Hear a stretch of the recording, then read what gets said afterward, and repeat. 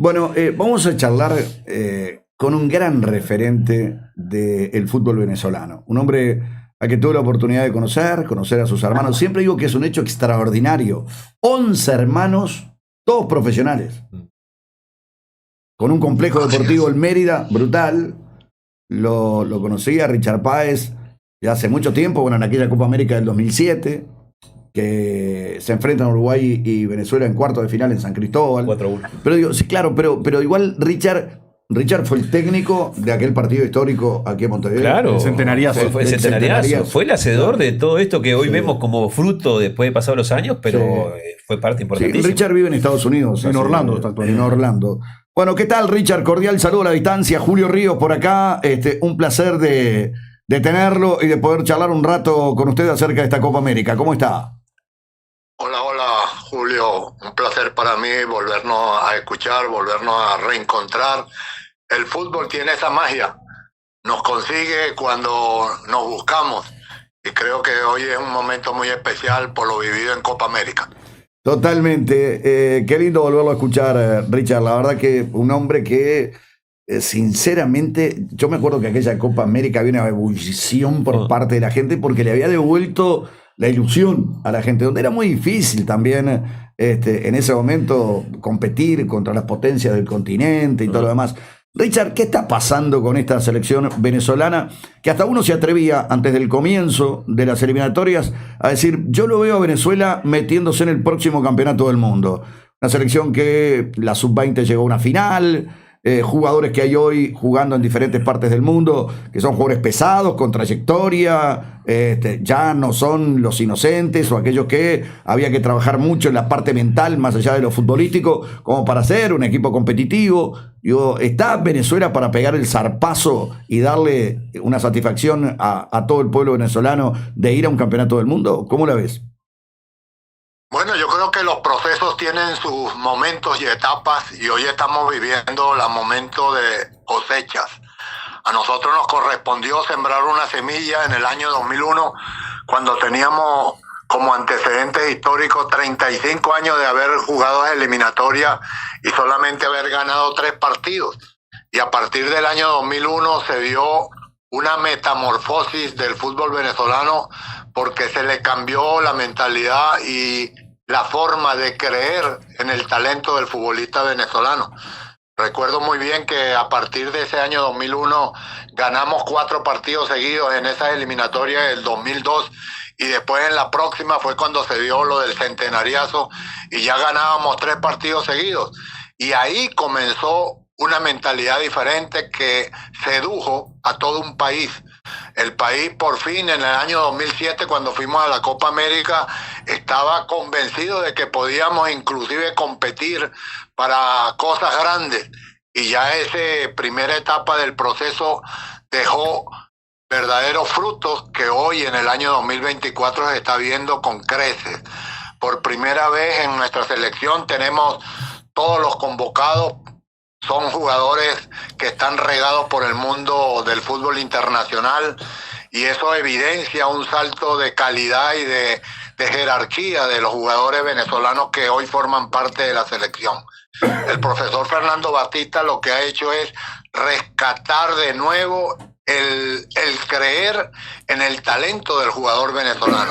Cuando vemos la selección, vemos jugadores con una calidad indiscutible para competir y eso es lo que estamos viendo hoy en la 2024. Totalmente de acuerdo, y me consta que efectivamente es así. Era creérsela en el buen sentido de la palabra y hoy hay jugadores totalmente convencidos, pero que aparte tienen muy buen nivel. El nivel de Soteldo es brutal. Le he visto hacer cosas en esta Copa América, pero brutales a Soteldo. ¿Quién va a discutir la capacidad que tiene Salomón Rondón? Un tipo pesado que conoce. Referente, conoce el puesto, sabe cómo trabajar el físico. Es un tipo que no se va a milanar por el equipo que tenga enfrente. Rincón, ¿no? Rincón, sí, Machís.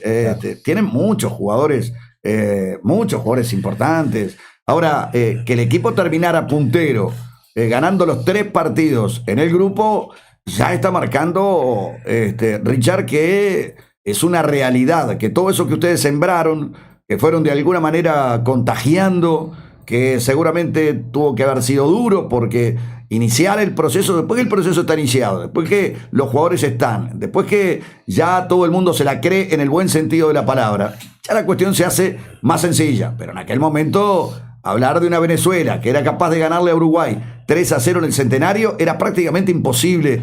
Contanos un poco cómo fue aquel antes y el después en el vestuario, el retornar a Venezuela con una victoria histórica frente a Uruguay 3-0 en el Centenario. Es que hay que entender el proceso de una manera, de la manera realista.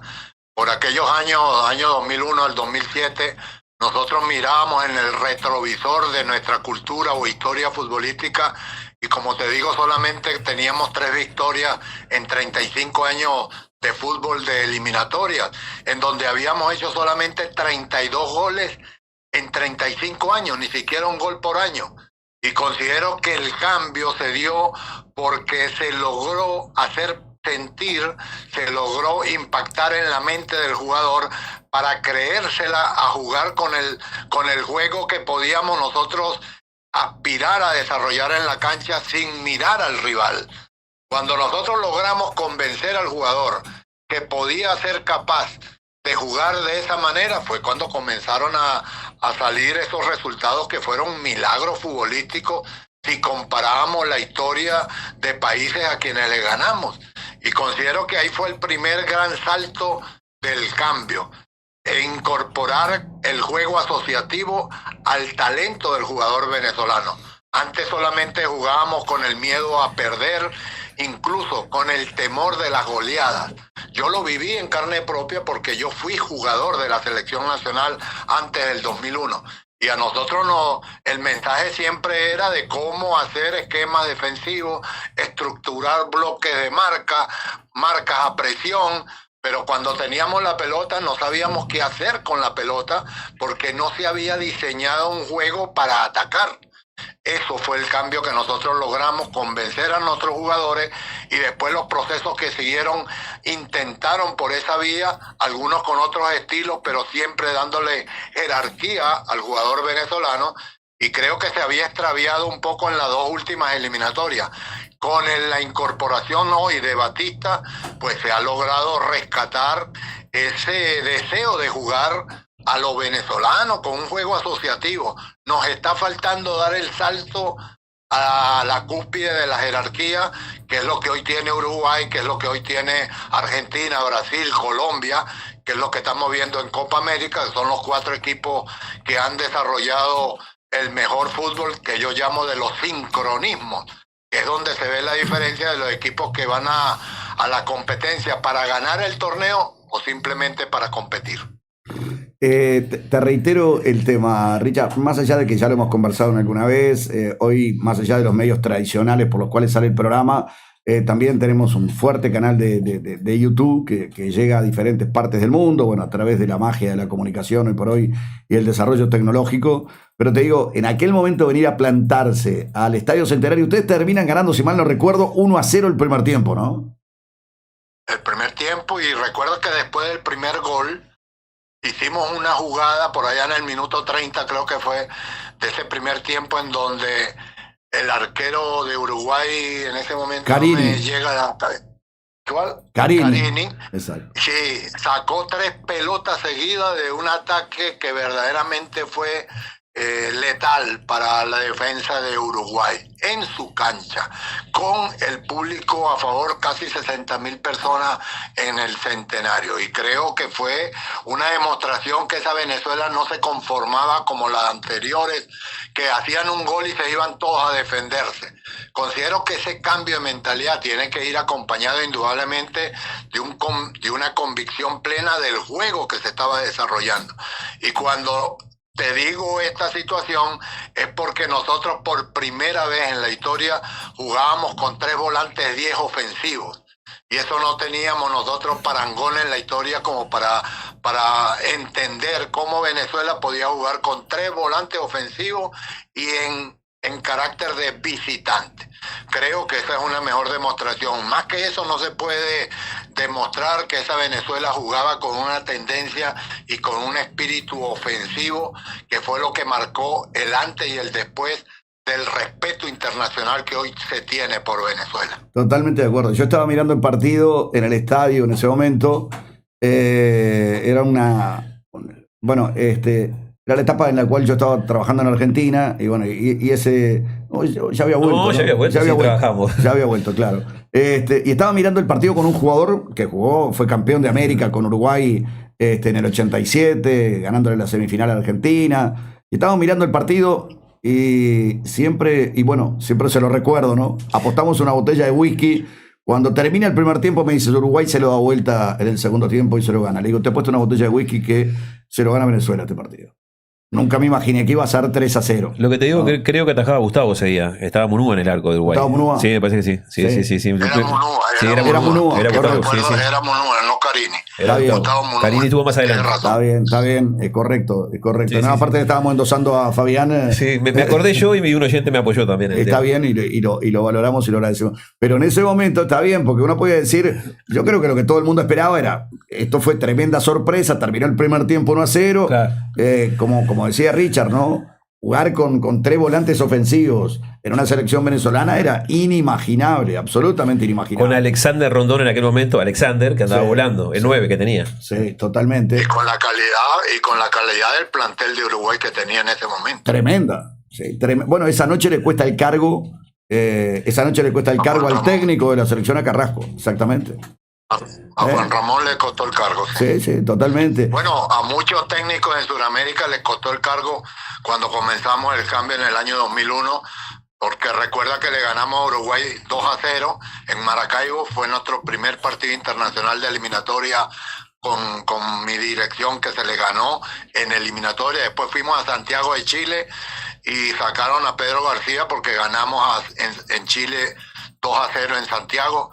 Y después regresamos y le ganamos a Perú. Le costó el puesto también al técnico en ese momento y al de Paraguay, a Marcarián, que se quedó porque estaba clasificando, ya había clasificado al Mundial de Corea y Japón 2002. Pero era una sorpresa verdaderamente inesperada por los rivales, que ese cambio que mostró esa Venezuela del 2001 y que se mantuvo hasta el 2007, porque fue después los partidos que ganamos y que sorprendían al mundo del fútbol, porque no era la Venezuela característica que eran los 3 puntos fáciles. Yo creo que recuerdo muy bien también, Julio, que cuando tú hablas de que lo estaba viendo con un amigo uruguayo que con esa experiencia mundialista, sí. Porque en la anterior eliminatoria Venezuela también le iba ganando 1-0 a Uruguay en el partido que estaban jugando en el Centenario, pero Venezuela se fue para atrás con el 1-0, se quiso defender el 1-0 del primer tiempo y Uruguay le ganó de una manera categórica ese partido. Pero esta Venezuela fue totalmente diferente porque mantuvimos el esquema ofensivo hasta el final. Estaba tu hijo Richard también ahí en la mitad de la cancha. Sí, era uno de los 3 número 10 zurdos que jugaba. Estaba Ricardo David Páez, estaba Juan Arango y estaba Gabriel Urdaneta. Ese era el trío de volante ofensivo que jugó ese partido. Claro, mira vos, tu hijo, que era muy buen jugador, Urdaneta y Arango. Sí. Que Arango también hizo después, yo creo que fue de los jugadores venezolanos en Europa más importante. Hizo una carrera en España. Sí, totalmente. Y tenía uno de los González en uno de los sectores de la cancha que yo el día del partido entré a hacerle una nota a la habitación. Y me acuerdo. Sí. Me acuerdo. Uno que se te estaba teñido rubio. Me acuerdo. No me acuerdo el nombre de pila de él. Sí. González. Sí, me acuerdo. Y a esta selección, Richard, ¿cómo la ves a esta selección? Porque la verdad, metieron 3 victorias en el grupo. Van a enfrentar a una selección canadiense que también, al igual que Venezuela, es un poco sorpresivo que haya llegado a cuarto de final, pero Venezuela ha llegado muy sólidamente. O sea, la verdad que sinceramente ha sido la confirmación de que hay plantel y que hay mentalidad como para aspirar a más. Por lo menos es la sensación que me da a mí. No, es que esta es la sensación que ha dejado a todos los que observamos el fútbol con esa visión mucho más visualizando más que viendo los partidos, pues un equipo que tiene un carácter, una personalidad y una calidad de jugadores indiscutible, que Fernando Batista ha sabido llegar con o elaborar un sistema en donde se sienten más cómodos con el 4-3-3 y que tienen un equipo con equilibrio futbolístico todavía. Yo creo, bajo esta visión que tengo como técnico, no han llegado al nivel que uno espera de juego de sincronismo, pero tienen un juego inicial de asociación que es lo que da esa esperanza de que Canadá va a ser un partido difícil, complicado, porque es un equipo más compacto de los que ha enfrentado. Considero que nosotros, Venezuela, tiene con qué ganarle a Canadá en este partido, y va a ser un partido de ida y vuelta que va a necesitar de todo el nivel futbolístico que pueda plantear Venezuela. Richard, a ver, ¿qué te deja la participación de Uruguay y qué sensación tenés en lo previo a este partido de cuarto de final de Uruguay con Brasil? Sí, por lo que hemos visto a nivel de cancha, para mí Uruguay es el que está mostrando el fútbol de mayor intensidad, con mayor juego de sincronismo y con mayor versatilidad para atacar, cosa que nunca antes había tenido Uruguay. Por lo menos lo que yo tengo visto de Uruguay, por primera vez con Marcelo Bielsa, ha logrado ensamblar un equipo con una versatilidad de juego ofensivo y que tiene potenciado a una gran cantidad de los jugadores que forman parte hoy de la selección. Considero que Uruguay para mí es el favorito a vencer en esta Copa América, indudablemente con el respeto que hay con Argentina por ser el campeón del mundo, porque Messi sigue siendo un jugador que hace una diferencia total en el campo con cualquier rival que enfrente, pero este Uruguay está expresando un fútbol de alto contenido y de una capacidad de juego equilibrado tanto para atacar como para defender. Entonces, me parece que te digo que el favorito para mí hoy en el campeonato se llama Uruguay. Qué bárbaro, y lo dice un hombre con tremenda experiencia, insisto, y un técnico que conoce muy bien a Uruguay, que lo ha enfrentado nada más ni nada menos que con ese resultado que fue impactante en su momento, ¿no? Sí, yo creo que los jugadores le han comprado a Bielsa muy rápidamente, Richard, lo que Bielsa les ha vendido. O sea, tú sabes que también es muy importante que los jugadores se planten frente al técnico o que el técnico se plante frente a los jugadores, les traslade su idea y los jugadores se la terminan comprando. Cuando los jugadores le compran la idea al técnico, se va generando ahí una cuestión asociada, que es lo que está pasando con Uruguay en este momento. Es un equipo muy intenso a la hora de presionar. Uruguay puede presionar en 3/4 de cancha, cosa que normalmente no hace en Estados Unidos, producto de las altas temperaturas. De cualquier manera va a jugar ahora en Las Vegas, en un estadio cerrado, con una temperatura que es la correcta, 23 grados seguramente va a estar el estadio, o sea que no van a haber inconvenientes en cuanto al calor, pero el equipo es intenso, marca en todos los sectores, tiene una mitad de la cancha que marca y juega. Quedan jugadores en el banco de suplentes, como por ejemplo Bentancur, que es un jugador que la verdad sinceramente tiene una prestación brutal y también hace las dos funciones. Queda en el banco de Arrascaeta, que ha sido nominado el mejor jugador en Brasil en determinado momento. Después tiene a Suárez sentado en el banco de suplentes. Lo ha puesto Bielsa 3 minutos en el segundo partido y 4 minutos o 3 minutos en el segundo partido. Y es un equipo que sale muy rápido, es traicionero Uruguay, porque de repente por momentos tiene la pelota el equipo rival, Uruguay presiona fortísimo en su propio campo y en 3 toques está en el área de enfrente definiendo. Así mismo es, o sea, tienen una versatilidad en lo que hablo yo del aspecto ofensivo, porque no solamente transiciones rápidas, sino que en el último cuarto hacen jugadas de sincronismo que desequilibran cualquier estructura defensiva que esté bien con un bloque defensivo. Entonces considero que hay jugadores que como tú muy bien dices, le compraron plenamente todos los números a la expresión teórica que manifiesta Bielsa en su sistema para desarrollar juego, y eso significa una convicción, y cuando hay convicción hay confianza, y esa palabra es magia. Confianza es magia. Eso pone al jugador en un nivel de potencia futbolística que lo hace y lo marca como un diferente. Entonces, eso es lo que yo estoy viendo que ha ganado Uruguay en este proceso, y adaptado a eso, a la cultura de disputar los partidos con ese hambre y con esa personalidad ganadora que siempre ha tenido el jugador uruguayo, ten la seguridad que va a ser muy difícil para Brasil si Brasil no saca la fantasía, que es lo único que le queda por sacar, porque está verdaderamente empantanado el fútbol de Brasil. No se le ven los laterales de salida, no se le ve la fantasía en el juego del medio campo. Juega con 3 volantes mixtos en el medio con un 4-3-3 que para mí frena el fútbol de desequilibrio de la fantasía del jugador brasileño, y considero que está con dificultad verdaderamente mayúscula para quererle ganar a un Uruguay si saca toda la dimensión que le hemos visto a Uruguay. Aparte, fíjate una cosa, Richard, le falta Vinicius, que es un jugador que tiene magia, que hoy por hoy, a ver, jugando en el Real Madrid seguramente tiene que estar entre los 3 jugadores de mayor rendimiento a nivel internacional, o dentro de los 5 jugadores de mayor rendimiento a nivel internacional. No tiene a Neymar, que hace tiempo que viene lesionado. El técnico no recurrió a determinados jugadores que sean referentes. No está Casemiro en la mitad de la cancha, no sé, para pegar un grito en determinado momento. No llegó a Hulk, que de repente era un jugador que también le generaba a Brasil algo que no tiene Brasil en este momento: un 9 de área, un punto de referencia para jugadores habilidosos.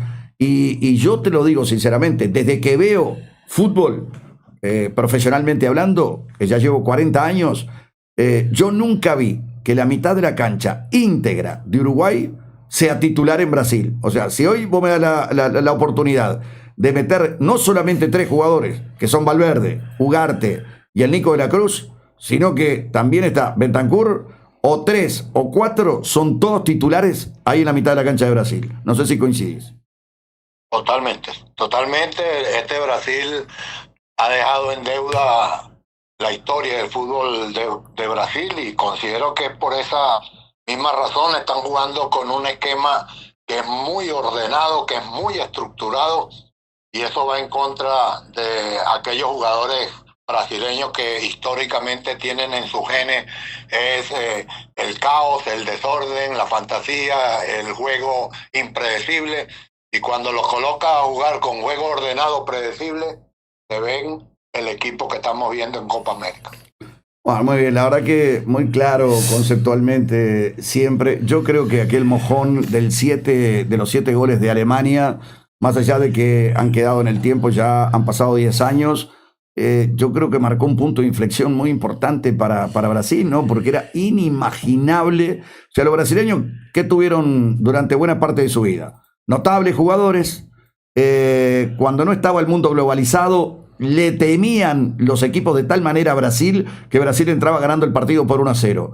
Pero cuando un grande pierde la autoestima, y aquí viene algo que vos has remarcado y que coincido plenamente, con un rol protagónico en el fútbol como en otros ámbitos de la vida, cuando vos perdés la confianza, cuando vos perdés la credibilidad, se derrumba absolutamente todo, y mucho más todavía cuando es un equipo con historia que siempre estuvo acostumbrado a tener una fortísima autoestima y a entrar ganando prácticamente los partidos. Ahora le faltan el respeto a Brasil, y eso es muy embromado, Richard.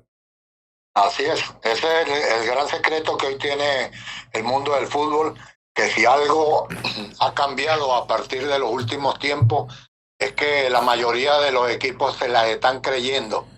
No, lo estamos viendo en la Eurocopa, lo estamos viendo en Copa América, que los equipos supuestamente teóricamente débiles por lo menos se las hacen difíciles a los equipos que tienen una dimensión de historia superior con creces. Entonces vemos equipos que se le enfrentan, como vimos a Albania contra Italia, cuando vemos a Eslovenia contra Inglaterra, Eslovaquia contra, esos equipos de grandeza lo enfrentan de tú a tú.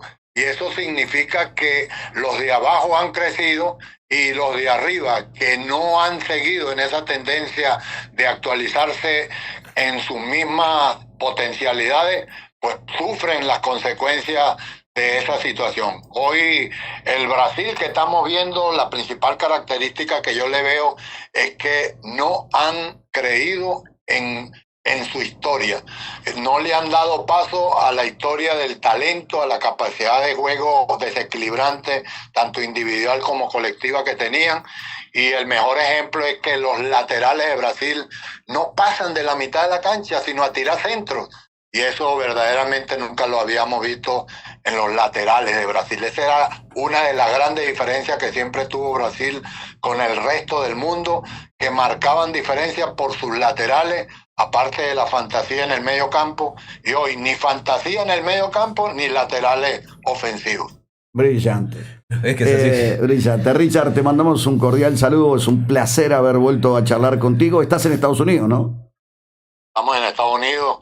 Pronto, Dios quiera, tengamos ya todos los papeles listos para volver a tomar rueda, aunque sea en los últimos años de esta vida profesional que me queda. Gracias, Julio. Saludos. Un abrazo muy allá en grande. Uruguay. Gracias, hermano. Ahí estaba Richard Páez, un fenómeno, la verdad.